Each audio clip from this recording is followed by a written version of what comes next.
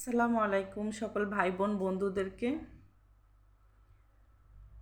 লাইফে একটা ছোট্ট অভিজ্ঞতা শেয়ার করার জন্য আসলাম। সেটা হলো যে মানুষ আমরা অনেক সময় ভুলেই যাই যে আপন নিয়েই জীবন চলে, আপনই আপন হয়, আপনই সঙ্গ দেয়। এই জিনিসটা আমরা আসলে ছোটোকাল থেকে শুনে আসছি, কিন্তু আমার অভিজ্ঞতা থেকে একটা জিনিস আমি দেখলাম, সেটা হলো যে মানুষের এটা অ্যাকচুয়ালি ভুল ধারণা। মানুষের লাইফই পুরা কেটে যায় পরের সাথে। কিভাবে? আমাদের সবারই পরের সাথে সংসার করতে হয়,